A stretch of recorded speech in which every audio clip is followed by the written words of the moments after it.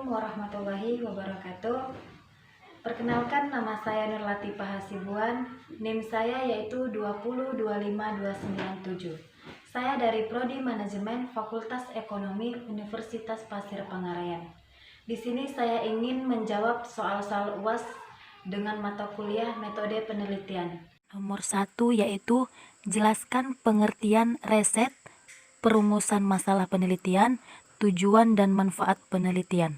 Riset adalah penyelidikan atau pemeriksaan, pencermatan atau percobaan yang membutuhkan ketelitian dengan menggunakan metode atau kaidah tertentu untuk memperoleh suatu hasil dengan tujuan tertentu. Perumusan masalah penelitian adalah pertanyaan-pertanyaan mengenai masalah, sebuah hal atau kejadian yang berbentuk kalimat tanya yang sederhana, singkat, tepat, dan jelas. Tujuan penelitian adalah rumusan kalimat yang menunjukkan adalah adanya hasil, sesuatu yang akan diperoleh setelah penelitian selesai, juga sesuatu yang akan dicapai atau ditangani dalam suatu penelitian. Manfaat penelitian adalah manfaat atau potensi yang dapat dicapai oleh beberapa pihak setelah penyelesaian penelitian. 2. Untuk memulai suatu penelitian, seseorang peneliti haruslah dapat menetapkan masalah penelitian dengan tepat dan benar. 1. Bagaimana kita menentukan suatu masalah secara formal, yakni terdiri dari rekomendasi penelitian, analogi, renovasi, serta dialektikal. 2. Rumusan masalahnya harus jelas dan padat. 3. Rumusan masalahnya harus berisi implikasi, tentunya dengan data yang real bagaimana suatu masalah tersebut memang bisa kita pecahkan untuk mencari solusi yang baik. 4. Rumusan masalah tersebut dalam bentuk membuat hipotesis. 3. Jelaskan apa yang dimaksud dengan masalah. Masalah adalah sebuah kata yang digunakan untuk menggambarkan suatu keadaan yang bersumber dari hubungan antara dua faktor atau lebih yang menghasilkan situasi yang membingungkan. 4. Sebutkan dan jelaskan paling sedikit 3 sumber masalah penelitian. Kemudian uraikan contoh satu masalah penelitian bidang manajemen di sekitar Anda. 1. Yaitu masalah sosial. Contohnya pabrik sawit yang ada di Menanti yang mana limbahnya merugikan masyarakat sekitar. Kedua yaitu pengalaman pribadi. Contohnya berdasarkan dalam masalah pribadi yang memerlukan jawaban empiris untuk mengetahui bagaimana pengalaman tersebut bersifat mendalam. Yang ketiga yaitu pernyataan pemegang otoritas dalam bisnis. Contohnya Dinas Perdagangan mewajibkan setiap usaha atau perusahaan di bidang perdagangan wajib memiliki perizinan. 5. Jelaskan kriteria yang mensyaratkan suatu masalah penelitian akan layak diteliti. 1. Yaitu masalah tersebut masih bersifat baru atau masalah tersebut belum pernah diungkap atau belum pernah diteliti oleh orang lain. Yang kedua yaitu aktual. Yang ketiga yaitu praktis.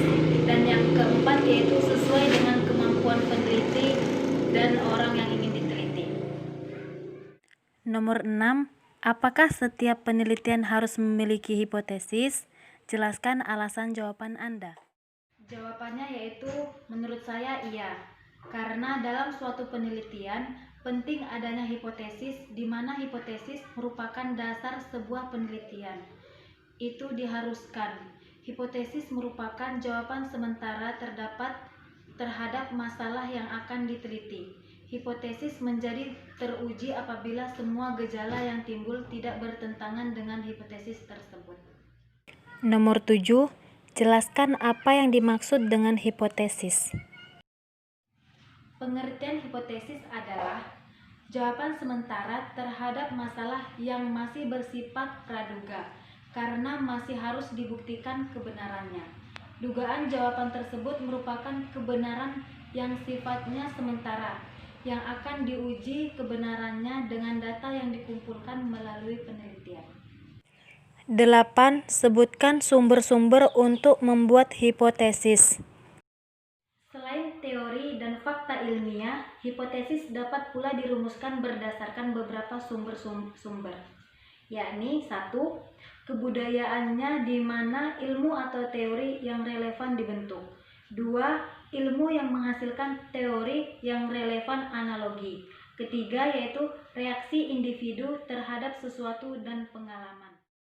Nomor 9, dalam penelitian mengharuskan untuk melakukan pengelolaan data.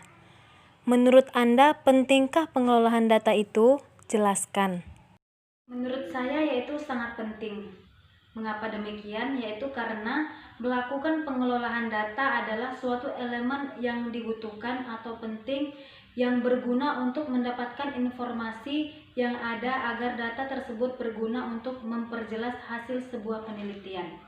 Hal tersebut juga menyebabkan keaktifan sebuah penulisan dalam penelitian sehingga data tersebut bisa menjadi informasi bagi si pembaca. Nomor 10, setelah kita melakukan data, maka kita atau si peneliti diminta untuk melakukan interpretasi dari data yang diolah. A. Jelaskan apa yang dimaksud dengan interpretasi data. B. Berikan contoh interpretasi data dan contohnya. A. Yaitu interpretasi data penelitian adalah sebuah bentuk dari kegiatan untuk melakukan penggabungan terhadap sebuah hasil dari analisis dengan berbagai macam pertanyaan, kriteria, maupun pada sebuah standar tertentu. Guna adanya sebuah data yang dimana telah dikumpulkan oleh seseorang. B. Yaitu contoh dari data interpretasi yaitu data statistik, di mana dengan melakukan penganalisisan menggunakan data statistik di suatu desa maka kita bisa mengetahui banyaknya penduduk berjenis kelamin perempuan dan berjenis kelamin laki-laki dan dapat kita ketahui perbandingannya. Sekian jawaban UAS dari saya dengan mata kuliah metode penelitian. Saya akhiri, wabillahi taufiq wal hidayah. Assalamualaikum warahmatullahi wabarakatuh.